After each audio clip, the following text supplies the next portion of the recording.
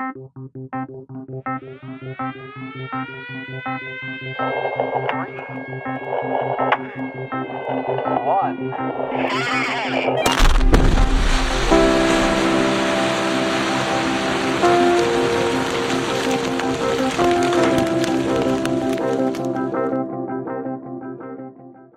this is the Blast Report podcast on all things blasting. My name is Evan Thibaud with 𝗧𝗵𝗲 𝗕𝗹𝘀𝘁, and I want to thank all the drill and blast teams along with those supporting them who are out there on the pattern. The production team at Blast Think and I would like to welcome you to today's episode of the Blast Report podcast. This episode of the Blast Report podcast is brought to you by 𝗧𝗵𝗲, the Federation of European Explosives Manufacturers. For 5 decades, 𝗧𝗵𝗲 has represented Europe's civil explosives manufacturing industry, working closely with regulatory bodies, legislative institutions, and industry stakeholders to promote safety standards and responsible practices. In 2025, 𝗧𝗵𝗲 celebrates 50 years of commitment to representing the interests of its members, fostering technical excellence, and ensuring industry expertise is heard where it matters the most. As the leading expert on European policymaking on explosives, 𝗧𝗵𝗲 bridges the gap between the industry and the regulation through dialogue and knowledge sharing. Learn more and discover how to become a member at their website, www.feem-europe.net. So before I switch to, before we kind of go to a different subject here, what would be kind of a piece of advice you might have for someone listening when it comes to adopting a new technology or trying to be sold and go open-minded? Like you said, bubble gum and duct tape, that's a certain type of person who is a little more open to trying new things. When it comes to, our listeners here, what do you have some advice when it comes to, being wary of new products or opening to new ideas? Do you have some sort of advice as a blaster, as an explosive professional for that? I do. And, the first thing people have to recognize in this business is the risk factors. You never, ever want to do something there's a risk of hurting people. The safety is primary. If you can do it safely, then you should try it. Now, I go back to the integrity thing. You have to have a comfort level with a person that's come to you with a new technology, that they've got integrity, they're safe, their morals and their ethics are squared away. They're not sleazeboil kind of sales guys. You know what I mean? I don't know. I'm kind of different. I trust people that are boots in the ground people. I have a hard time swallowing things from people that are book knowledge, never done anything, and telling me that it'll work. Have you done it? Have you been responsible for the blast? Is it your signature? Is it your ass? I think that listen to people that have the experience, the integrity, and the knowledge, and in the business. If they come to you with an idea, and it's safe, then go for it. Absolutely. All right. Thank you, Bill. I appreciate that very much. Thank you. Well, I'm a funny kind of guy. We had to transition in the business. Well, we didn't have to, but we're sort of forced to go from electric detonators to non-electrics. Mm-hmm. I am an absolute disliker, sometimes called a hater, of non-electric detonators. Oh yeah. I'm not a fan. Too many problems. Too many of my guys, had misfires and prematures or whatever it happened to be. And I've had too many circumstances that I've investigated that the human error with non-electrics, because you can't check it. And, people say, oh, you get a tattletale detonator at the end. I said, no, all that tattletale tells you is that you got a signal to the down line, and that's it. You don't have any clue what's going on in the hole. None. Mm-hmm. And nobody can ever prove to me that's not true. Mm-hmm. So I am absolutely ecstatic about electronic detonators. because all that is a fancy electric detonator that you can check continuity and program the timing like a sequential, and having the capability of the timing and the accuracy.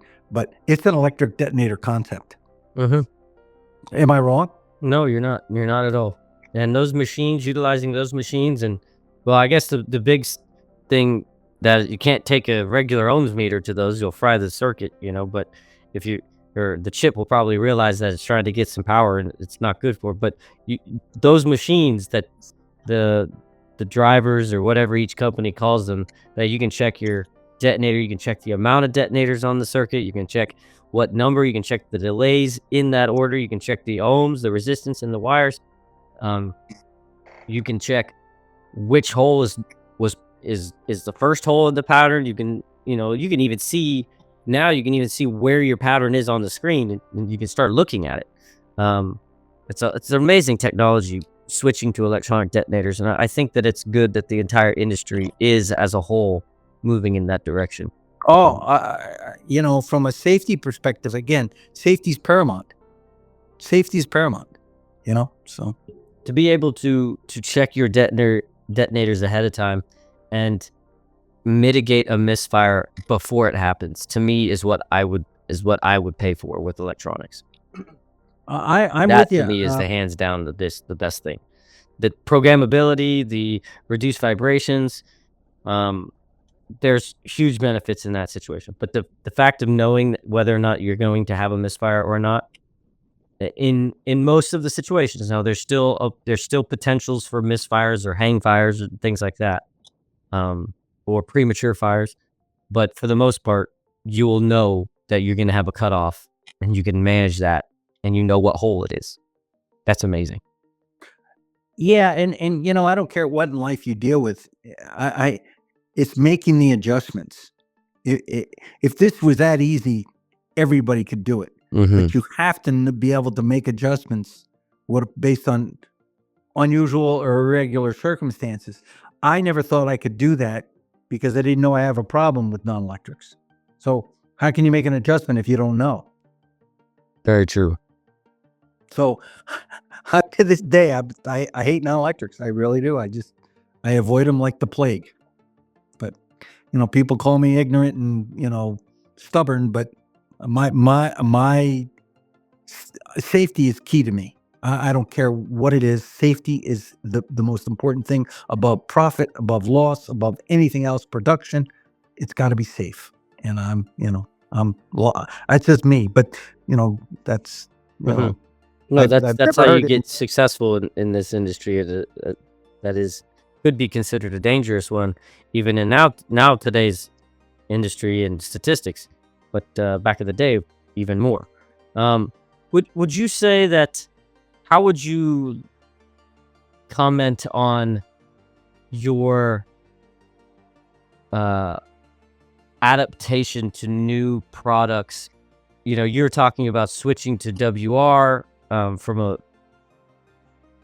a product that's not as useful or had more problems. Then when the industry decided they wanted to go to non-electrics, and that was against what you were wanting. Now you're being called stubborn or Neanderthal or something like that for being against that progress.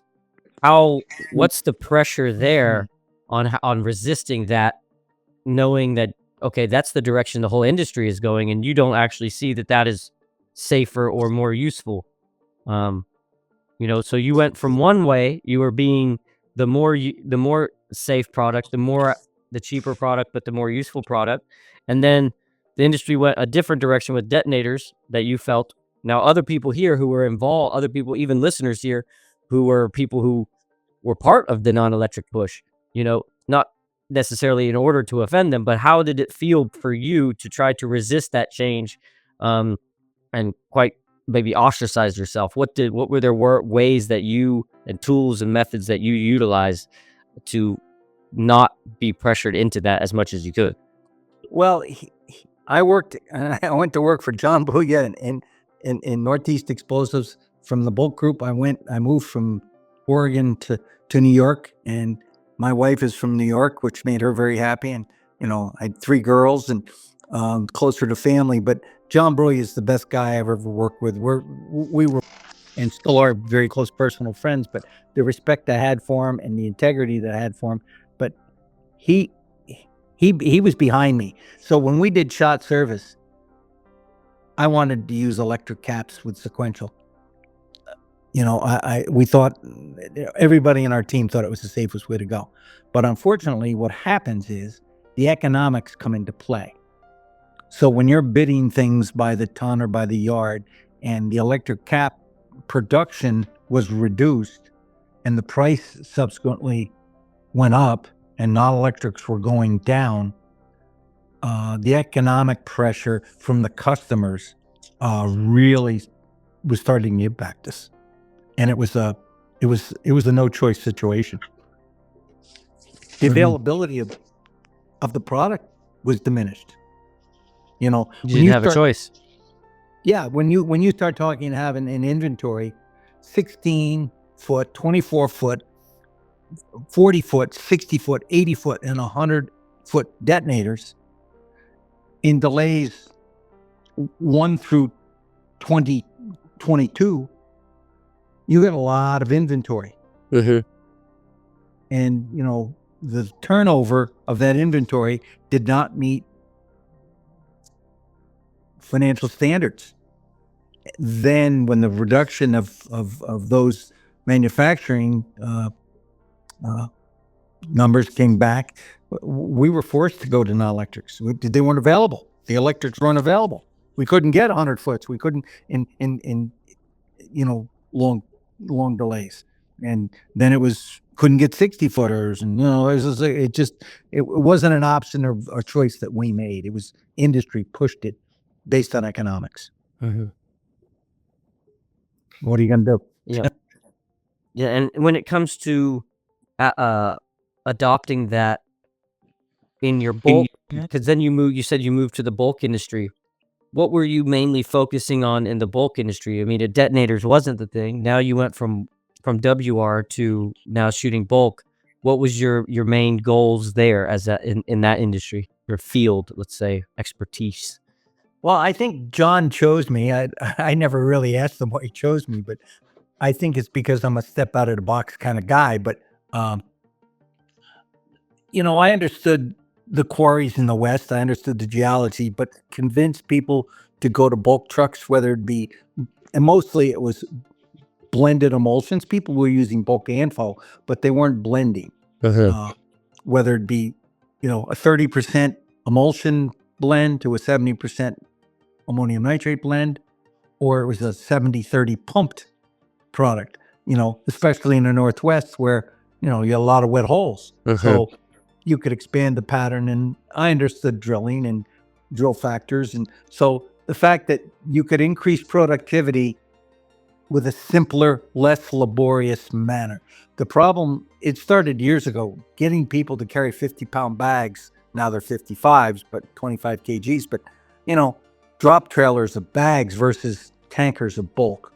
You're taking the labor out of it, and the labor costs affected, the overall cost. So, the labor was probably one of the biggest things. The investment in the trucks was there, but that's based on volume, So it was exciting. I mean, I learned a lot, So.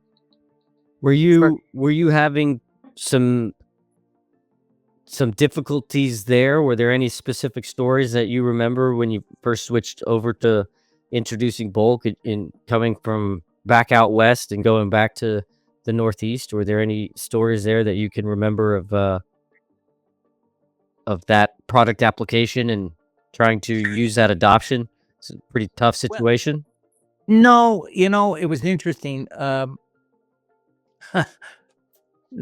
The economics in the Northeast and all over, but the Northeast seems to be really honed in on economics because there was a lot of quarries close, because of the density of the population. There's a lot of quarries in the Northeast. So, if somebody brought bulk in like us, it started a trend, and people followed the trend. Again, that communication from that industry perspective, and it was really economics and labor, and it's just, we couldn't find people to work. People didn't want to work.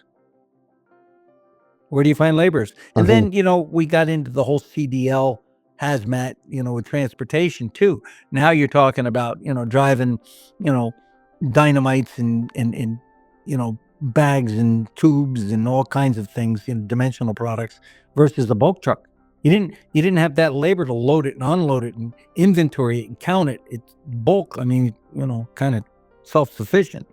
And when people started understanding the ease of it, the simplicity, then it was a no-brainer. And then the price came down in bulk, and it is where it is today. I mean, I don't know what the numbers are, but I would say it's a pretty high number. Right. And what is the direction you think you're seeing the industry go today? I mean, you watch WR have its spotlight and then trickle away. You watched sequential timers get replaced and switch with non-electrics, and then essentially they're a more sophisticated version is back now and being adopted. You've seen bags switch to bulks, or you've seen stick turn to bags and bags turn to bulk. What's your next step that you think here, in your own opinion? You know what? I really think it's a combination of things. I had an old timer tell me early in my career, said, listen, never badmouth your chuck tender because he'll be the superintendent at some point. But today, there are no chuck tenders. The air tracks are gone. We've seen a tremendous change in drilling. And I have strong feelings about drillers. You're only as good as the hole that he gives you or she gives you. So drilling technology has gone off the deep end, as you're probably aware. We went from air tracks to hydraulic drills, to hydraulic cab machines, to smart drills. And, the technology that's out there that you can program the information to where the drill should be, where it should drill the hole, but then the data coming off the drill to give, the driller's log printed to the blaster is invaluable. Again, it's a safety thing. And I've always been the first one to promote things that are safer. And most of the time, I mean, I'd be lying to you if I told you I didn't have fly rock. I mean, anybody who says they've never had fly rock, either they're lying or they've never done anything. But with the technology of the smart drills, laser profiling, bore tracking, and all the technology, drone observation, I mean, it's making things simpler in some respects, and which is kind of scary because I think sometimes we lose the art of the business and are turning it into too much science. And I hate to see the art gone, but you see the art in construction blasting still prevalent.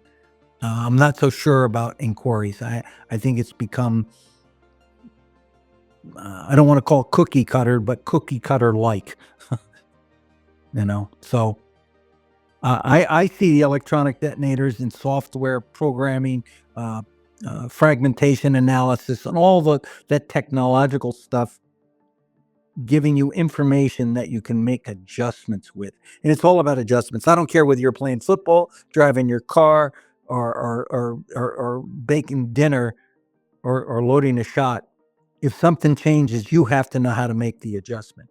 And that's what makes a good cook, a good driver, a good blaster. You have to have the knowledge and experience. So that goes back to training, the investment in training for people. And that creates a safer environment as far as I'm concerned. Absolutely.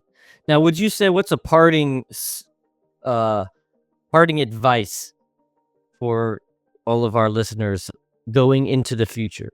So you say, pay attention to your adjustments, utilize some of these tools, but do you have a specific advice that you would like to leave for some of our listeners going forward? Like, looking into the future of blasting, what are some of the things that maybe you would like to stay, or something that you wish the industry would change and use something different that maybe is, in your opinion, this is your platform to maybe speak that piece and say that if you'd like. Well, and I will. I always do. Yeah, You yeah, know, no worries there. well, one of the things that I see is organizations like the ISEE and the IME. What they don't do is they don't put their energies as much as they should into regulatory agencies and educating them on boots on the ground stuff. I don't want to hear about a bunch of executives from Austin, Irico, Dino, Southwest Energy. I don't want to have them talking to people at the IME and people at the ISEE that are directors talking to the big guys. You know what? Talk to the boots on the ground people. Let me ask you this question. And, you know, I have a certain number of little quirky things that bother me. You ever see, you know, I know you see the signs, turn off two-way radios and cells, you know, in a blast area. Yeah. Why? Why? A long time ago. Yeah. Those are the things that need to change. Like ATF, non-sparking things in a magazine. Really? We can't get the goddamn powder to go off in the hole, and you're worried about somebody with a piece of steel rubbing up against something to spark to make something go off. Are you serious? Yeah, you got a good point. Well, there's roadblocks in regulatory, and I am an advocate, and I'm involved in doing it. I'm in a group of compliance people for New England, and it's all the New England regulatory agencies from each state. And kudos to 𝗧𝗵𝗲 from New Hampshire. I love the guy, and I applaud him because he put this group together. And what they do is we get together quarterly, and I'm talking state fire marshal levels, state police, bomb squad guys, DHS, fire marshals, and just everybody, saying, hey, how do you guys deal with that? How do you deal with that regulatory compliance? How do you deal with these rules? Hey, that's a good idea. Maybe we should adopt that. That kind of interaction should be taking place from the IME and the ISEE on the state levels, and it doesn't happen. It happens on a national level, but it never gets cascaded down. Interesting. That's a good point. Yeah, I remember the first time I heard something kind of on what you're talking about is I remember an inspector was counting the number of sticks in a box, and from our plant, we were selling it by weight. So sometimes the sticks were not, depending if the stick was a little bit larger diameter, it would be a little shorter, but the weight in the box would be the same. So the inspector would count one box and he'd have 52 sticks in a box, and then you count the next box and it would be 51. And the weight was the same, but the number of sticks would vary. So then the inspector was very upset because they didn't track by the logs was by sticks and not by pounds. So as soon as you opened up a box, there was no real way on their eyes of knowing if there was a theft or something, because they were looking for 32 or 52 sticks in each box, And so we had to explain to them, well, it's not, you can't make every single sausage or packaged emulsion the exact same, because sometimes it's a little thicker depending on the film. So that's, I think, kind of what you're talking about, is to create that communication between those inspectors versus the people on the boots on the ground, so that doesn't end up being a complaint or a violation. Well, yeah, and the regulators have a tendency not to make changes because nobody wants to be that guy. Oh, geez, what if we change that? Oh, I don't want my name on it. I'll give you an example. I reported the first lost and stolen to ATF in the state of New York's history. And I had a New York State Police detective come out to, they got involved and he, went to the magazines, and he said to me, he says, Bill, those boxes that are banded, are those full? I said, yep. He says, how do you know there's 150 detonators in that box? I said, I don't, until I open it. And I tell you what, I am not going to open a full box and have to count inventory. I mean, I'm not doing that. I mean, it's crazy. Nobody does that. He goes, And then we went to, and he said, detonating cord. He said, how do you know there's 2,000 feet, not 990 or 2010? I said, I have no clue. No way to measure it. So it's examples like that we need to have people in authoritative agencies recognize through our industry to be able to help them redesign and change regulations. Now, I know ATF sent out a deal about, the Orange Book and getting industry's feedback, and that's good stuff, but does it cascade down to the state and local level? That's the problem I have. It's crazy. The other thing is again, and I'll leave you with this, don't be afraid to try something new if it's safe. I've been involved with deflagrating products for a long time, and I've proven that they work in certain applications. They are not designed to replace explosives. There are certain applications for them that it's a better product, and people go, well, I can shoot anything. I said, maybe you can, but why are you taking chances? Why are you risking safety or hazards or outcomes of vibration? Why are you doing that? If I could eliminate some of those hazards and risk assessments that you have a problem with, would you do it? He said, yeah. So I'll give you an example. You've heard of 𝗧𝗵𝗲, haven't you? 𝗧𝗵𝗲? Yeah. I don't One think of the so. world's largest construction companies. Okay. No, I don't actually. Well, they're huge.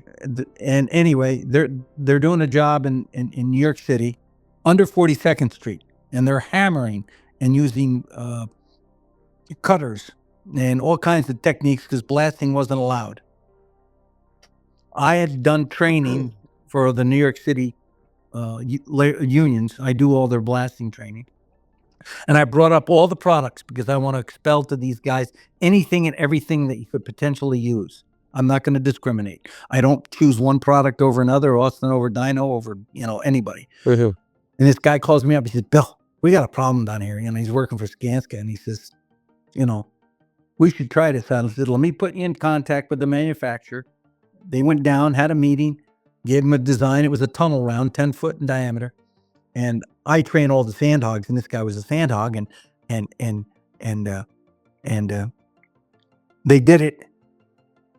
And it was like 24-inch minus muck with under the criteria for vibration, and it was costing them a large sum of money, larger than you could even imagine, per yard to hammer and to saw cut these things. And now they're blasting. And everybody goes, that was genius. And I said, that wasn't genius. Again, I'm the guy that's telling you, you should try it. I've used it. My personal integrity is at stake. I can give you examples where I've used it. I got the product approved in New York City through the fire department prior. I did a job across from the ABC towers in downtown Manhattan. And but you can lead a horse to the water. But again, as you said, how do you get the cynics to go for it? Well, because guess what? Now, since they used it, everybody else is going, oh, wait a minute. They're using it. Why can't we? We're not going to get these jobs. And now it's taken off. Isn't that crazy?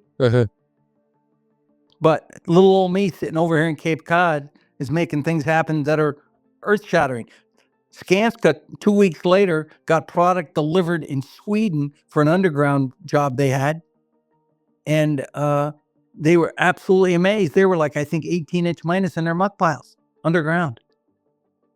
And they're like, why weren't we using this before? Because they had vibration criteria, But it's not for everyone in every location. People have to understand what they're dealing. Again, I go back. You can be an engineer and you can be smart and be a great person, but unless you have boots on the ground experience, they're not going to cut it with me. Got to get the boots on. Yeah. Got to get the boots on the ground. Get the education, get the experience. Touch it, feel it, do it. Don't talk about it and have other people do it. You do it, Absolutely. Well, Bill, I can't thank you enough for coming on the show. That's all right. As always, it's good to hear some stories and talk to you. All right, my friend. Have a good day. Thank you for listening to this episode of the Blast Report podcast. I want to thank the team at Blast Think for producing this show, and please follow along for more episodes in the future, and share this podcast with your colleagues so we can continue to honor our industry and the people in it. Be safe and have a blast.